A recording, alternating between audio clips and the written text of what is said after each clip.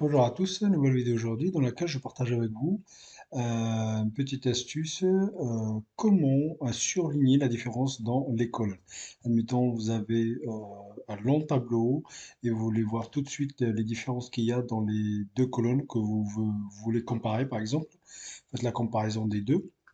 Surtout quand on fait du copier-coller ou quand on fait tout ce qui est extraction de données et tout, des fois, quand on récupère pas mal de données, soit via des formulaires, soit sur Internet, tout ça, et on a besoin des fois de faire le tri ou voir un peu pas forcément les doublons, mais voir les différences. Donc ça peut être utile.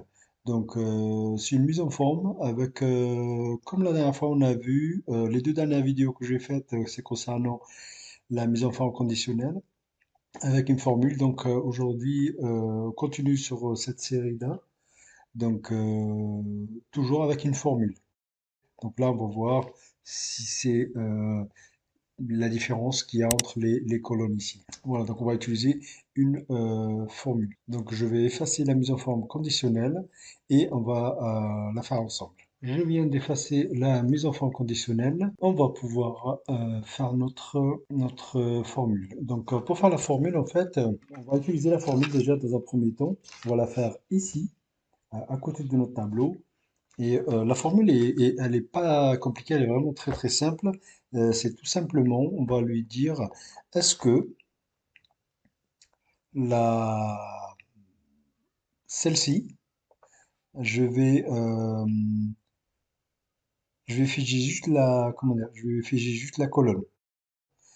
Donc une fois, deux fois, trois fois. Est-ce que cette cellule-là est différente de celle-ci? Et là, la même chose avec la touche F4, je viens tapoter trois fois. Un, 2, 3. D'accord? Comme ça, je fige la colonne B, la colonne C.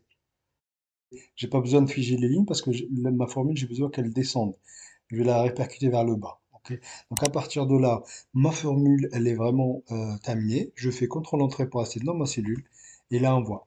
Est-ce que c'est différent? Oui. Quand on a un vrai, ça veut dire qu'il y a différence.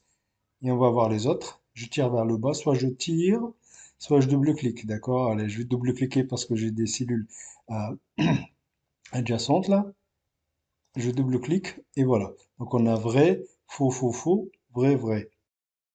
Et donc c'est cette formule-là que je vais copier et que je vais appliquer sur ma sélection ici. Donc je sélectionne les données sur lesquelles je vais appliquer une mise en forme conditionnelle.